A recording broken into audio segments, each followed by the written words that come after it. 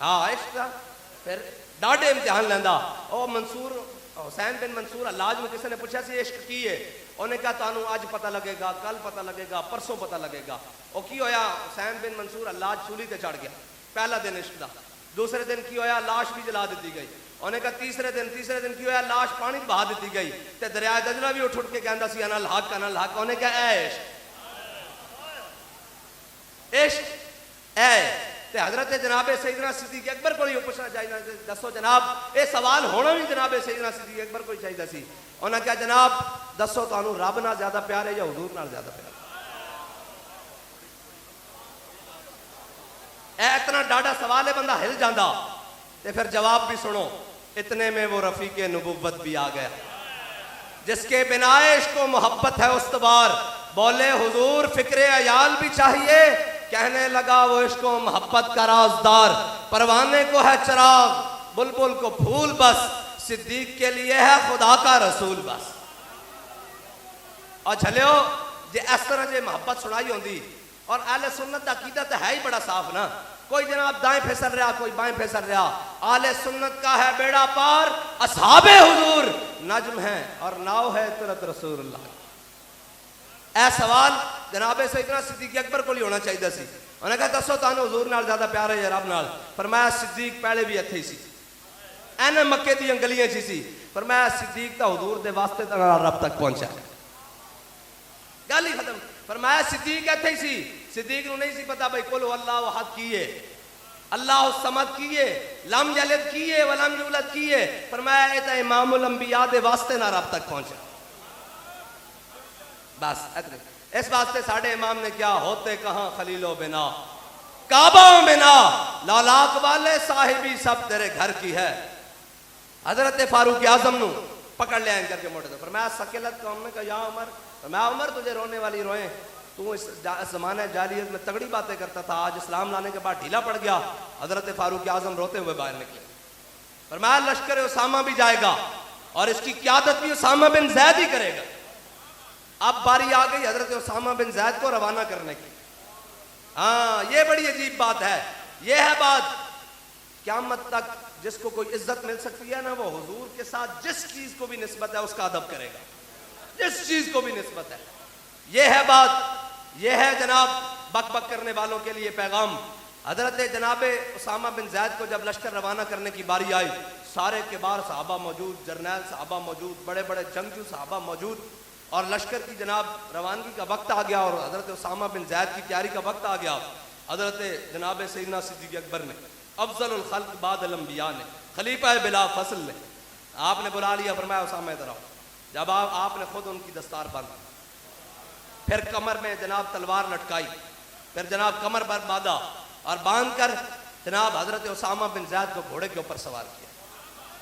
اب سنیں یہ ذرا منظر دیکھیں. امام الانبیاء جس بھی لشکر کو روانہ کرتے ہیں, جہاں بھی روانہ کرتے ہیں, صحابہ کو ایک مدینہ پاک سے ہٹ کر کچھ میل وہاں جگہ بنائی ہوئی تھی, حضور وہاں سے تمام مسافروں کو روانہ کرتے, حضور لشکروں کو روانہ کرتے, حضور تاجروں کو جناب سارے وفود کو روانہ کرتے. حضرت جناب سیدنا صدیق اکبر نے حضرت اسامہ بن زید کو اوپر سوار کر دیا اور گھوڑے کی لگام خود پکڑ لی. آگے بات بڑی عجیب ہے. وہ سینہ جس پر امام الانبیاء نے اپنا سر اقدس رکھ کے غار میں آرام فرمایا ہے جی, وہ سینہ جو آج بھی امام الانبیاء کے قدمین سے ایسے ملا ہوا ہے.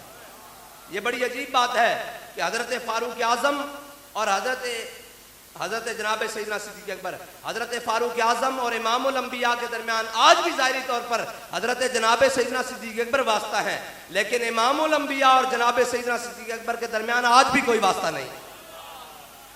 یہ حضرت لبیک یا رسول اللہ, لبیک لبیک لبیک یا رسول اللہ, لبیک لبیک یا رسول اللہ. حضرت جناب سیدنا صدیق اکبر نے ایسے گھوڑے کی لگام پکڑ لی اور جناب اسامہ بن زید اوپر سوار ہے, اور حضرت اسامہ بن زید کے جو جوتے ہیں, پاؤں ہیں, وہ جناب سیدنا صدیق اکبر کے یہاں لگ رہے ہیں. اب گھوڑا بھی چل رہا ہے اور آپ ساتھ برابر چل رہے ہیں. جب یہ منظر باقیوں نے دیکھا نا, تو حضرت اسامہ بن زید نے کہا اے امیر المومنین, یا آپ بھی گھوڑے پر سوار ہو جائیں یا میں نیچے اترتا ہوں. حضرت جناب سیدنا صدیق اکبر نے فرمایا نہ اسامہ بن زید نیچے آئے گا نہ صدیق اوپر سوار ہوگا. فرمایا میں دنیا کو یہ بتانا چاہتا ہوں کہ حضور جس کو ہمارا امیر منتخب کرے صدیق اس کی عزت کرتا کیسے. یہ بات ہے آمن الناس بر مولا ما آنکھ کلیم اول سینہ ما. اور اقبال کہتا ہے ہمت او چون کشت ملت را ابر، ہمت او چون کشت ملت را ابر، ثانی اسلام و غار و بدر و قبر. کہتا ہے تو ان کی بات کیا کرتا ہے، ان کی جو ہمت ہے نا حضرت جناب سیدنا صدیق اکبر کی ہمت، وہ ملت کے لیے ایسے ہی تھی جیسے جناب کھیتی کے لیے بارش ہوتی ہے. اور فرمایا وہ اسلام کے بھی ثانی، وہ غار کے بھی ثانی، وہ بدر کے بھی ثانی، اور امام الانبیاء کی آخری آرامگاہ کے بھی ثانی. یہ ہے حضرت جناب سیدنا صدیق اکبر. اور کہا میں نے آپ کو سنایا کہ کوئی دعوے نہیں کیے، اسلام دلیل لاتا ہے. حضرت جناب سیدنا صدیق اکبر جب دنیا سے وصال کر گئے اور کان سبب موت ابی بکر موت رسول اللہ ما زال جسمہ یجری حتی ماتا. محدثین نے لکھا فرمایا حضرت ابو بکر کی موت کا سبب دنیا سے جانا وہ امام الانبیاء کی جدائی کی وجہ سے. جب امام الانبیاء ظاہری دنیا سے تشریف لے گئے تو حضرت فاروق اعظم نے تلوار اٹھا لی، صحابہ کے رنگ سرمے جیسے ہو گئے اور جناب کسی کو کچھ سمجھ ہی نہیں آئی کہ حضور چلے گئے. لیکن حضرت جناب سیدنا صدیق اکبر روئے نہیں. جب بعد میں لوگوں سے گفتگو کرتے تو آپ کے منہ سے بھنے ہوئے کباب کی بو آتی تو لوگ کہتے کہ جناب آپ مسواک نہیں کرتے، آپ مسواک نہیں کرتے، آپ کے منہ سے یہ بو آتی. فرمایا صدیق مسواک بھی کرتا ہے لیکن میرے منہ سے بو اس لیے آتی ہے کہ جب حضور تشریف لے کر گئے تم سب نے رو کر اپنا غم مٹا لیا، صدیق رویا نہیں، اندر سے دل جل گیا.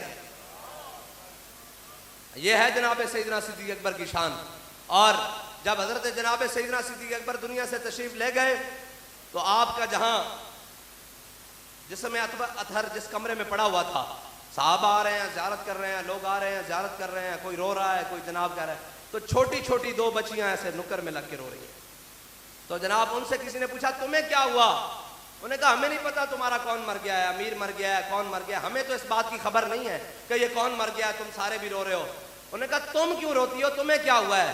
اس نے کہا ہمیں تو صرف اتنا پتا ہے کہ ہمارا دودھ دونے والا بکریاں جو دودھ نکالتا تھا نا وہ مر گیا ہے.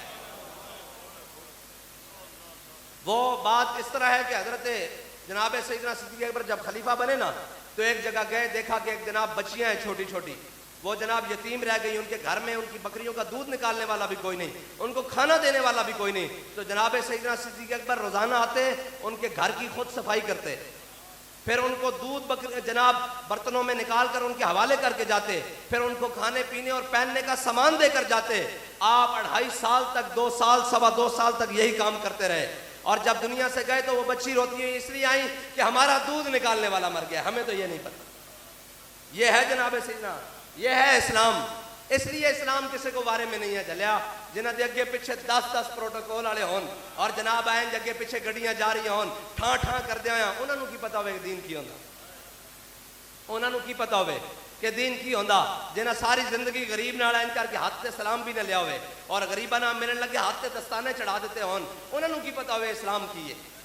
اور جڑے ساری زندگی جناب بارش دے مزے تے جناب گرمیاں دے مزے مریض جا کے لیندے ہون ٹھنڈے علاقے اور جناب سردیاں دے مزے جناب ہیٹر والے کمرے اور ٹیرس تے بیٹھ کے چاواں اور کافیاں پیندے رہن ساری زندگی، انہاں نوں کی پتا ہے کہ فٹ پاتھ تے سون والے دا درد کی ہے. وہ نہیں سمجھ سکتے.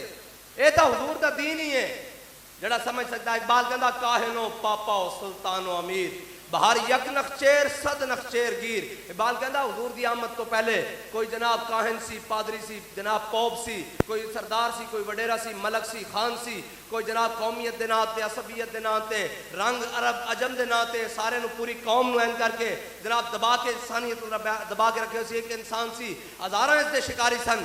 اقبال پھر ہویا کی کہندا تامین حق بحق داراں سپرد. کہندا اتنی دیر وچ امام الانبیاء دنیا تشریف لائے.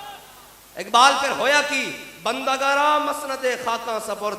کہندا امام الانبیاء نے غلامن وہ مسند دیتی ہے جتھے بادشاہ سوچ بھی نہیں سکتے.